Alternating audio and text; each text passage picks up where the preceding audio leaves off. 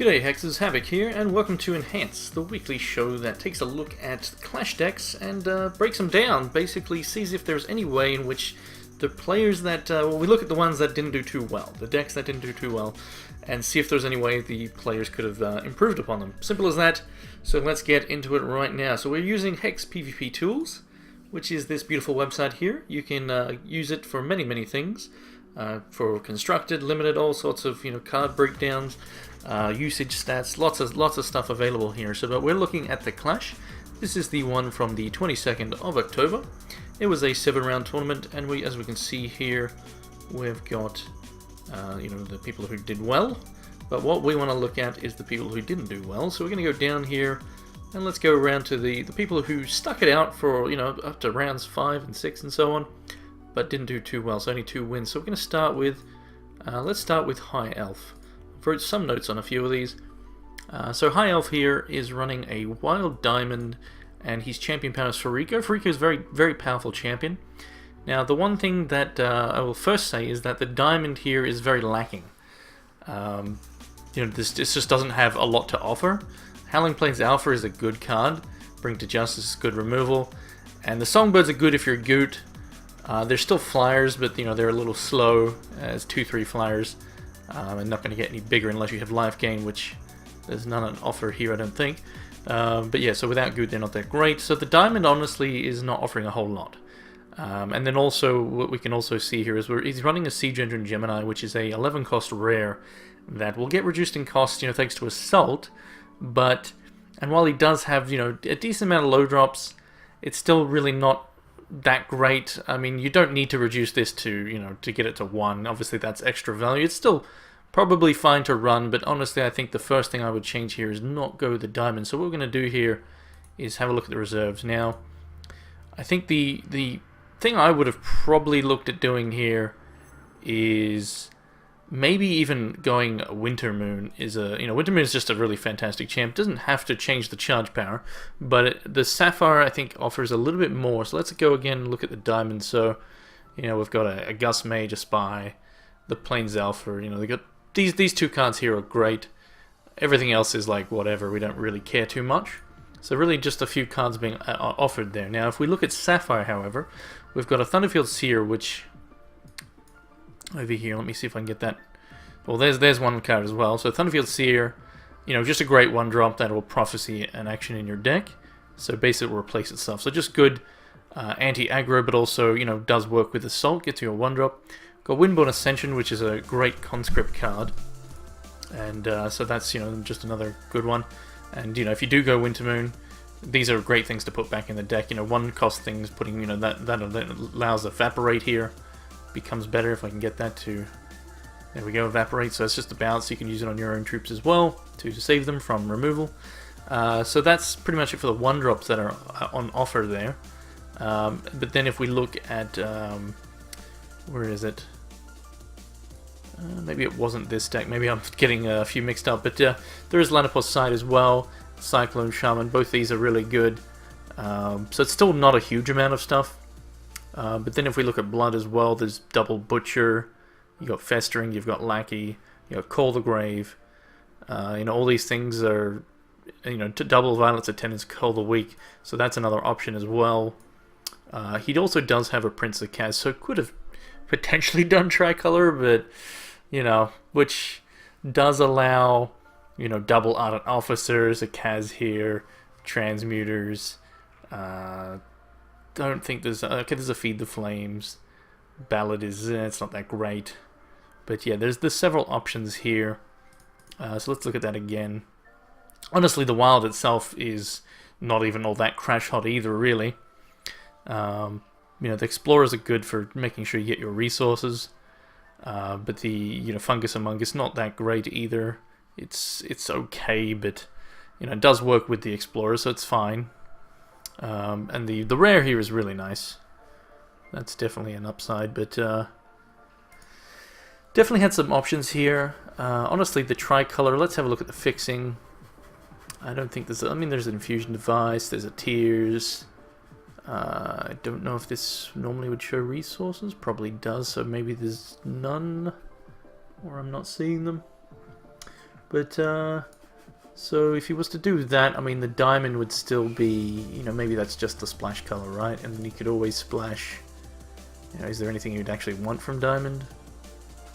I mean, a spire would be alright, but yeah, so tricolor is an option. You know, the butchers, blood actually, you know, Deadeye as well.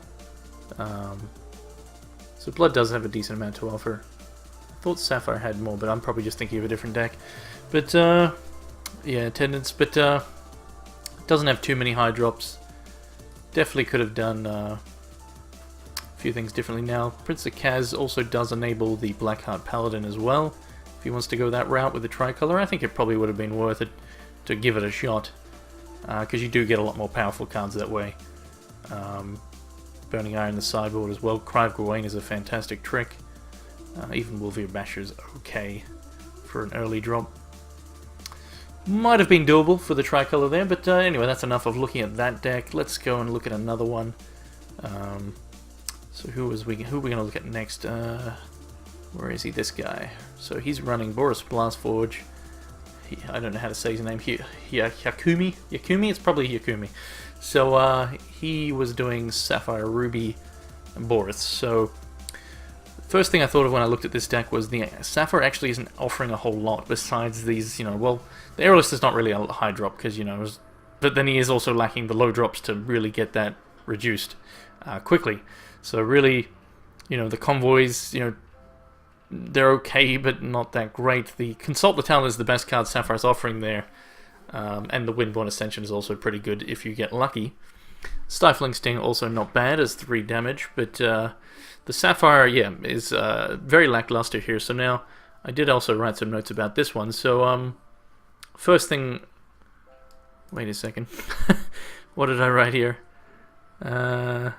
Yes, alright, so... The diamond is actually quite decent. You got 2 spies for early game. You got guidance over here. You got shield bash. You've also got Duskwing is okay. You got Air Evolution, Grimskull, bunch of Talon Keeps, but sadly none of the other Talons. Some Songbirds. There was something. Let me just check my notes here. So yeah, the Sapphire really, you know, as you can see, there's nothing really else that he could have done, but I don't think it's really offering enough.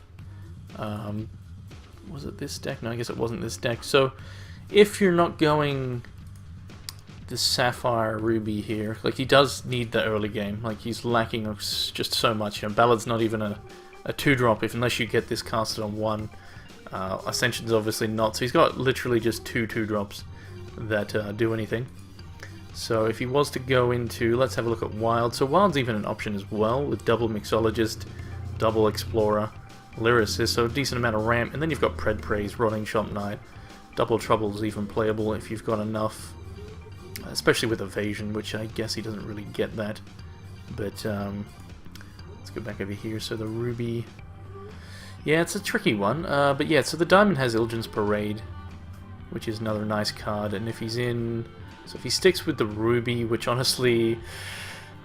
This interface isn't the best for analyzing, I'll be honest with you, but, you know, it is what it is for now. So, yeah, I think the Diamond would have been a viable option here. Ilgen's Parade is just really good value. You can make them both 2/2 flyers with Swift Strike. If you're just in Diamond with the Ruby, you can make them double damage. The flyers are probably better. But yeah, let's see. So was Diamond Wild an option here? Possibly. You know what? Diamond Wild Goot would have been... It's a pity he doesn't have any of the other, like Chlorosaur, I think it's called, in the 3-drop. Only 2. So Goot probably... I mean, Fariko's probably what you'd want. Especially when you've got like Explorers and stuff like that. So yeah, I mean Diamond is I think what he should have been in. The Ruby is doable. Overall the pool is not that great from what I'm seeing here. Talon Keeps yeah. I think just going Diamond plus, you know, potentially even Diamond Wild or Diamond Ruby or even Wild Ruby. Those were the options there, but overall not a great pool. If I could change filters and stuff here to look at these individually, it'd be a lot easier, but yeah, the Sapphire is sadly not offering enough there in my opinion, and you do need to have an early game. You know, like this, if you look at the opponents here, we can see, you know, plenty of early game, and that's what you want to be looking at. So again, plenty of early game. Wow, this is some nice cards in there as well, and a nice finisher. Did he? Yeah, he lost that one. So you're going to see a pattern. You know, well-constructed decks, you're going to see this type of, you know, not so much down at this end, but then you're going to see the majority of this slot, the 2s and the 3s. This one is lacking on the 2s, got good 3s, but it's making up for it in the 1s. And then, yeah. But the curve, just not a very good curve there. And the Sapphire, the best card it's offering is the Consult, but doesn't even have an easy time casting it due to the fact that there's not enough early troops coming down. And that affects the air list as well. So that's enough of that deck. Let's go on to another one. So let's look at Michael Morgan. He's running Bloodspin Azorith here. Blood Ruby. Now, I did make some notes on this one as well. So, yeah, so I think what I actually wrote down here is that I think he probably should have been Sapphire Ruby, or at least Primary Ruby. So, he's Blood. Now, like, he's got 3 Eremites, he's got 2 Prelates, he did go Zorath, so that's, you know, that does help these cards, of course. But, it's okay, but it's, and then he's got Dread Factory. If he gets the Dread Factory, it really does do some nice stuff. And saying that, though, if we look at what he's got over here, so he's Sapphire. What it has to offer here is Windborn, double Malvoker, which is really nice, Lanapor's Sight, Azure Fang, Roomweb Cultivator. So let's see, what was he again? So in the Ruby, I mean, he's got some good Ruby cards here. I mean, Might Rake's right, not going to be exactly too easy for him to trigger in this deck. You know, a lot of his troops are small, so that seems a bit loose there. The Sogesmith Engineer, not that great. He's actually got better cards that he could be running within Ruby. Like, his Ruby's actually really strong. So, like, you know, double Scarm Breath, Combat Training, Feed the Flames, double Boomsmith, Lava Shaper. Sorry, let me try and get this to show up. No, that's a poopy card. And then he's got 2 Transmuters and 2 Apprentice. There, you know, lots of really good Ruby there. He could have made that his primary very easily. And then if he wanted to, he could go, you know, secondary as like Sapphire. So he could have went Sapphire, Ruby, go more aggressive. Could have went, you know, like McBombus or something if he wanted. You know, thanks to Combat Training, decent amount of actions. You know, you got Feed the Flames, 2 Scarm Breaths, Lanapors. You know, there's enough actions in there. And then the Malvokers can turn into just Spider Generators. The double Sapphire obviously hurts him a little bit, but yeah, definitely I think should have. I mean, he might have considered, of course, but this is okay. But it's, you know, hinging on your charge power, your banner to really do all the work for you. So you're like needing to keep these just sitting. You know, you need to get these. You know, without these on the board, the deck's not doing a whole lot. Yeah. And the Might Rake's right, it doesn't really make too much sense. Which would work better, you know, if you're doing just more of this Ruby. Lava Shape is such a great card as well.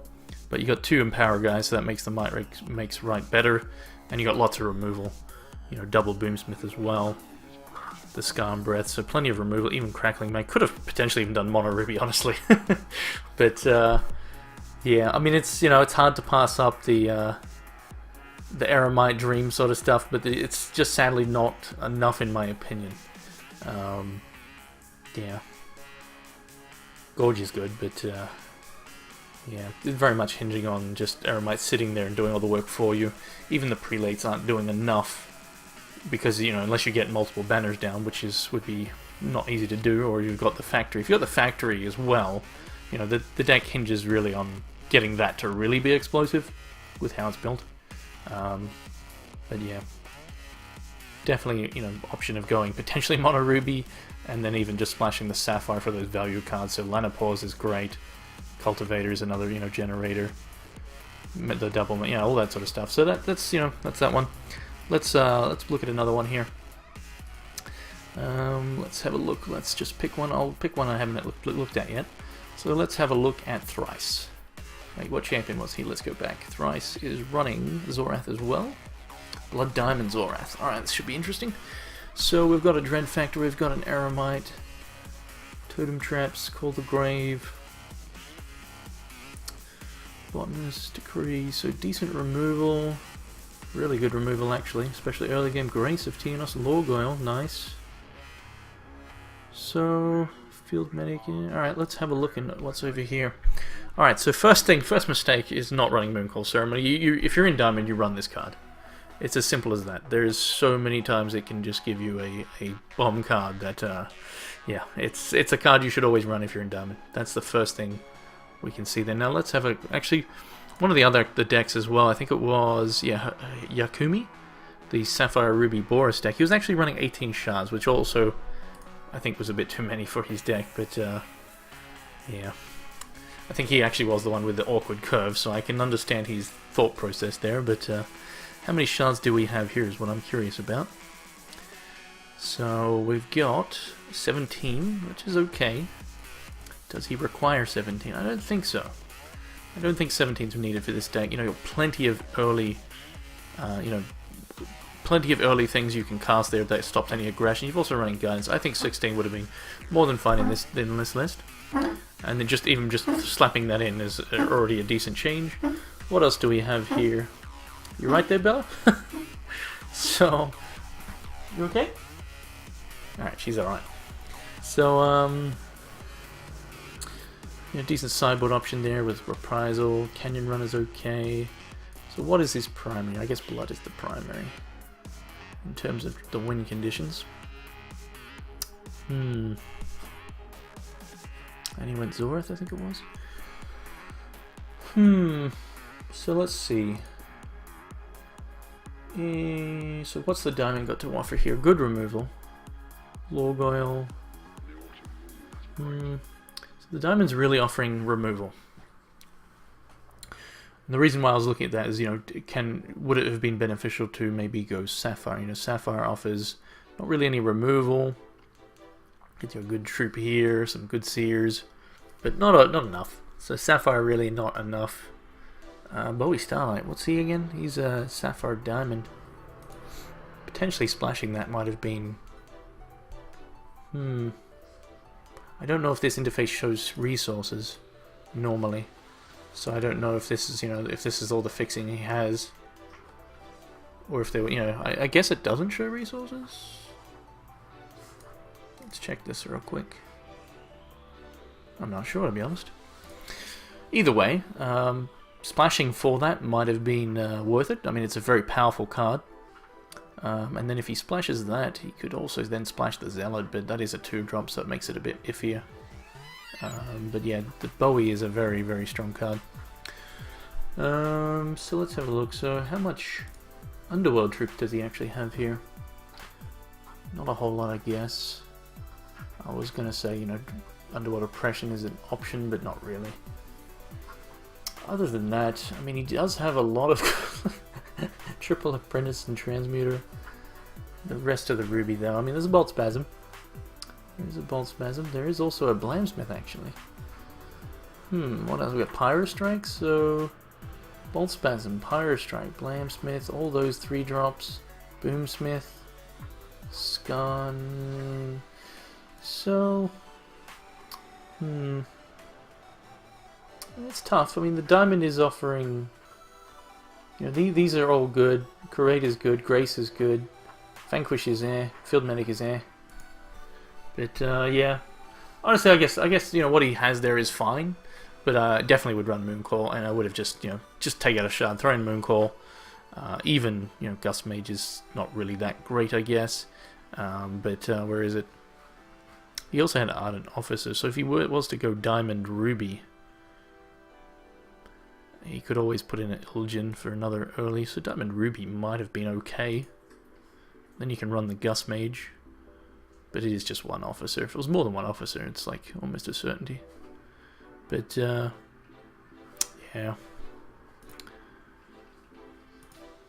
Yeah, just the Mooncall really is all he should have been running there.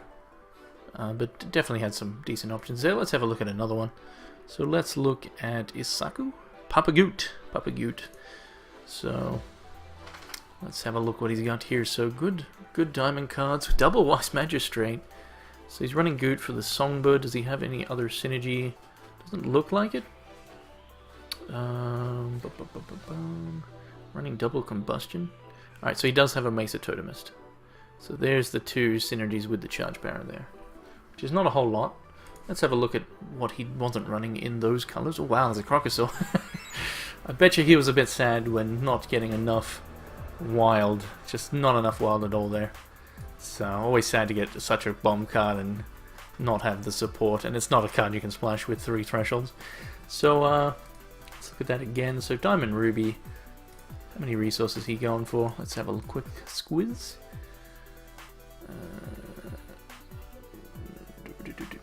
17. Alright, so that took me way too long to work out. So yeah. So Rise the Challenge, no good. Seeing Red, no good. So that's pretty sad. Triple Blade Flourish, not that great. Crackling Magma, decent sideboard. So really Ruby, he's running all the Ruby he can. Shield Bash probably, let's have a look here. So he's got Mooncall, Brave Guidance. Like I don't mind Combustion, he doesn't really have, I mean he can do it on a Rumbler. Rumbler's good. Marauder can get bigger. I probably wouldn't have run 2 of these. I think running Shield Bash, because they are, you know, they're not something you can use if you're in a losing position. You can't just like, alright, you know, you can use it to kill a tree and 2-for-1 yourself. It's not good. Yeah, it does work nice with especially an empowered Mesa Totemist. If you got 2 things down, that can really be very explosive. So if you had more Mesa Totemist, I'd be like, yeah, maybe go for 2 of them. But I think 1 is probably enough there. So the Shield Bash is the first thing I see that I would probably consider. Let's see what else here. So not a whole lot else really. Not really a whole lot else. So he's running pretty much everything he can for the most part in terms of those colors. And yeah, it doesn't look like really his other colors had enough to offer. So yeah, not really much to say about that one. Combustion can be, you know, really good finisher though. But if he had, you know, just another Totemist, another Transmuter, because that's something you can, you know, it's like, oh, I can't afford to use Combustion or I don't want to, let's just turn it into something else. That's always an option. But yeah, I'd probably throw a Shield Bash in there. I don't think there's another troop. Even Blade Flourish is okay, honestly. It does replace itself. But yeah, there's not really a whole lot. But honestly, Golden Griffin isn't the worst. Just if you want a little bit more evasion. But yeah, I mean, he has enough 5-drops. But yeah, that's about it for that one. Let's look at something else. Let's look at, let's look at some of the decks that went 3 wins. So let's have a look at, Uzu. Alright, he went Blood Diamond Sapphire Wild. Oh crikey, I don't want to look at that. That'll be too messy, I think. Oh, we'll have a quick look. Let's have a quick look at this, Floobs. Alright, so Seeker, nice. Warcaller, great. Ironmaw, great. Plenty of fixing there, and lots of different shards, but well, I say that you got Prism, Instinct, and then the rest is just a matter of, yeah, no, it's not the best fixing. Yeah. let's see if we can have a quick look here. So what's these best cards out of these? So Diamond is almost a certainty because he's got Hero of Legend. Light of Day is great. So Gargoyle. His Wild is offering. Oh, he's got double threshold though on the cheese. Let's have a quick look over here. So was there a viable? I mean, Heaton's pretty sure he's been around for a while, so I'm pretty sure he would have found it if there was something viable here in just like even 2 colors. Songbird, Chloro, not enough.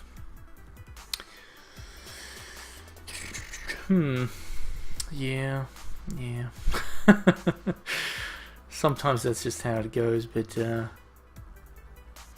got a Matriarch as well, damn. Yeah, this I'm gonna just it's a bit too hard when you're trying to look at that many different colors when you can't change the interface at the moment. Maybe in the future we'll be able to do that on here. Let's have a look at Diamond Wild Marshall. Lacos. Dropped in round 6. Let's see. So, sorry, did I say Diamond Wild? Diamond Ruby. Marshall Juice. What's that Marshall again? Is that the +2/+2? I think it might be. Or maybe not. I don't know. Josephina.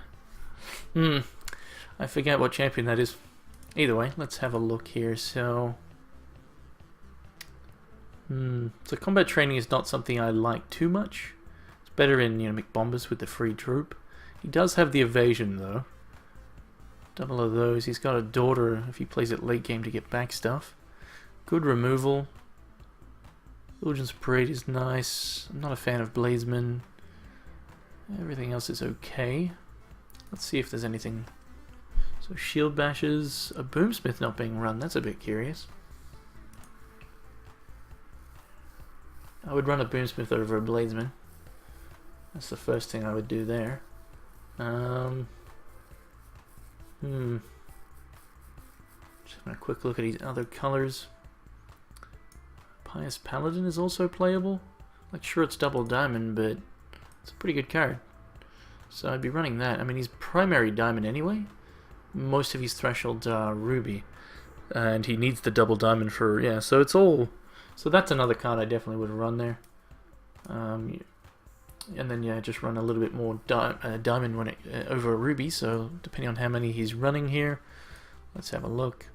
So he's doing 16, so I would have just done 9 diamond and 7 ruby. And I would have definitely run the Pious. Take out that, bring in a Boom, bring in the Pious. What else here is available? That's decent for sideboard. Same with that card. Not a whole lot really. What other colors does he? What does he have in these other colors here? Nah, not a whole lot really. Overall, not bad. The combat training is, the combat training is good in decks where you have card draw because it is card disadvantage, provided, especially if you use it, you hit in. Maybe if you get it back, well, that's okay. You can buff something else, but yeah, it's still just a little buff. Can get out of control. He does have a decent amount of removal and some decent cards to put it on, like Swift Strikers, but it is that type of card. Anyway, let's go have a look at something else here. Let's look at one more. We don't go too long for this video. I'll be doing another one for so this was the 22nd, the Clash from the 22nd. So then I have to do the one for the 29th, I believe it was, the one that just happened. So let's look at one more deck here. Let's look at Professor Nick. Well, no, he's Well, yeah, let's look at Tricolor. Let's see what he's splashing for, and let's see if that was the right choice. Oof. All right, so that doesn't. I can see straight away what he's splashing for, and you've probably spotted it too, and that is From the Ashes. That seems super risky, considering he doesn't really have fixing. It's just 2 bloods, and it is a double blood card. Double blood, double diamond. Now, he does have a shepherd, but that is not enough, in my opinion. Like, I can understand the desire, just like, yeah, let's blow everything up in a case of emergency, and, But the amount of times it's just gonna be a dead card, all it takes is, 1 round for it to be a dead card, So he's won the first round, lost the second, won that one, lost that one. All it takes is just to have that card that can't be played for the game, Does he have any other fixing I'm missing? I didn't see the constant there. Yeah, let's see what his other options were. Like, yeah, it's great having just to blow everything up and then steal 1 troop and, potentially win the game. But with this sort of thresholds, that's really gonna be a dead card a lot of the time. He does have double Consult the Tell, which is really nice, really nice, and as well as double Seers. But let's have a look at his Sapphire Diamond here, and we'll see if there's any other options for other colors. So let's look at the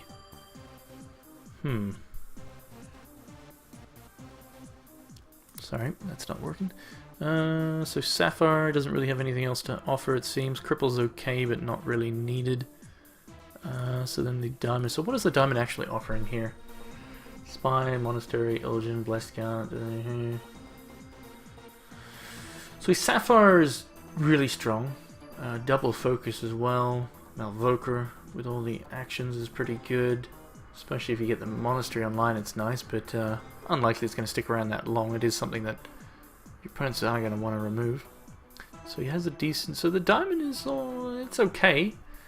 Let's have a look at what Sapphire could have been paired with here. So had he went with Wild, what is to offer there? So you got Eagle Lackey, great card. Elder of Visions is decent. Verdant Mill is alright. Stinkhorn and Large, they're okay, but really not really the troops what we're looking for. Pesky Pip is good though, if you can, get that going, but not easy. Blood is offering a Periphagy, but just no early game. What's this again? Oh wait, it's a nice card. It's a shame that, yeah, so he's Sapphire definitely the strongest. His Diamond is okay. So he did actually have some infusion devices. I can understand not wanting to run it because it is card disadvantage. But if you're going to splash something like that, I mean, he probably should have just not splashed it really, but yeah. It is a shame that the Wild it's offering some decent cards, even Earth Mother. Well, Earth Mother's not that great. But yeah, offering some decent cards there, but if he wants to do that, he does lose a chunk of his early game. Well, that's not entirely true, actually. Because we get in the Lyricist there, You could run double Lyricist, even add in a chill, add in a bit more high drops, like a Chill Tail. Probably doesn't need it though. But one thing for certain is that Winter Moon is fantastic. So that's an option, especially when you got such powerful cards like this. You got Shackling Strands, even these 1-drops. So Wild Sapphire there is an option. Might have been better. The Diamond is not horrible, that's for sure. But it's also not, it's not like super fantastic or anything. Not that the Wild is either. But, the Winter Moon charge power is ridiculous. It is ridiculous. And Elder Visions is nice. That's a 2-drop. The ramp dudes.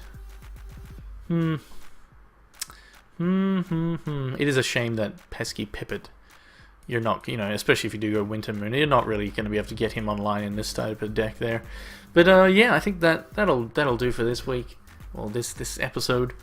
That's looking at that's already 33 minutes. Oh, floobs. So yeah, some interesting decks there, but again, these are the ones that didn't do too well, and yeah, I can't cover them all. So that'll do for here.